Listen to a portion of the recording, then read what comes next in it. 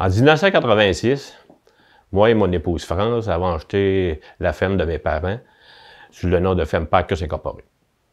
À ce moment-là, j'avais un petit troupeau archer, élite, avec 11 kg de quota et une production annuelle de 2000 porcs par année.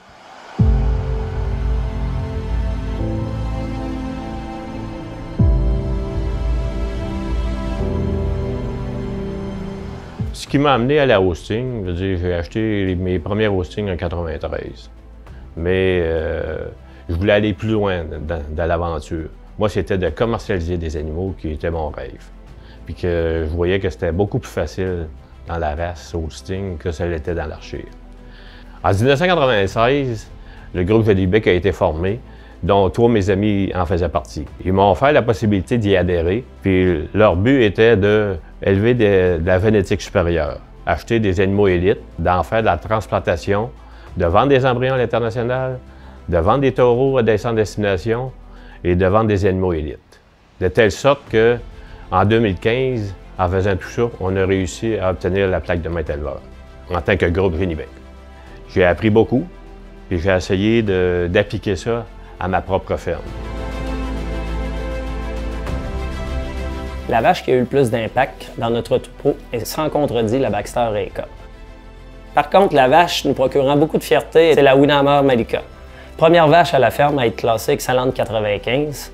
Elle a remporté 2 fois le titre de championne de réserve à l'exposition de Lobinière. Tout récemment, Malika a vêlé de son 7e veau et elle va produire son 100 000 kg dans sa prochaine lactation. Dans le but de prendre de l'expansion et d'améliorer nos performances, en 2014, nous avons décidé de construire une nouvelle bâtisse. Les tares sont lousses puis les vaches sont en stabulation entravée. Puis en même temps, on a décidé, pour améliorer l'alimentation, d'incorporer l'ensilage de maïs.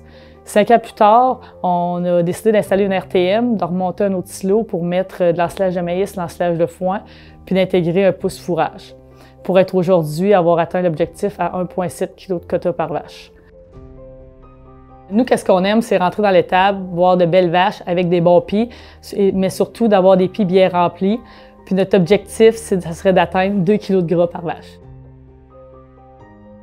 Jacques, au départ, avait une philosophie de famille de vaches, longévité, commercialisation.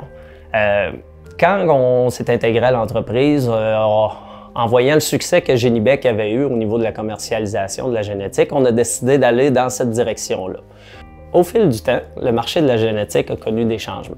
Les centres d'insémination ont commencé à nous remplacer en produisant leurs propres taureaux. En l'espace de quelques années, notre marché de génétique avait disparu.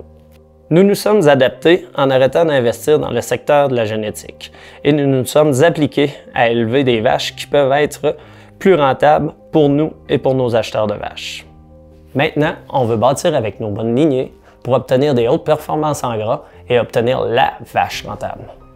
Brocade Buffy, qui s'est mérité le titre de championne canadienne en gras et en performance totale en 2019, en est un bon exemple. On a à cœur le succès de notre entreprise, mais il ne faudrait pas négliger nos familles.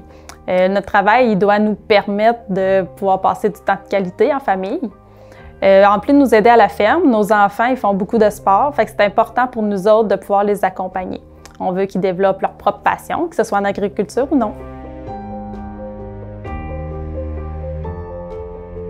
Je pense que là, je suis rendu au thème, il faut que je passe le flambeau. Ça veut dire, j'ai fait ma carrière, j'ai aimé faire une carrière là-dedans. J'ai pas fait d'agriculture parce que c'était payant, j'ai fait de l'agriculture parce que j'aimais ça. Maître éleveur aujourd'hui, moi, ça signifie beaucoup. Je veux dire, j'ai atteint un certain but. J'ai été capable d'élever des vaches et les rendre rentables et avec une bonne conformation. Ça fait toujours plaisir.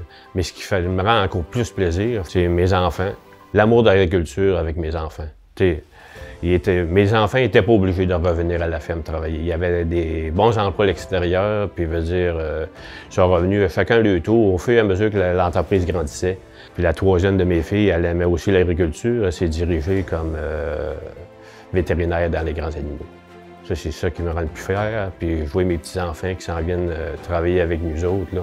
Je les obligerai pas à l'agriculture. S'ils aiment ça, ils vont revenir.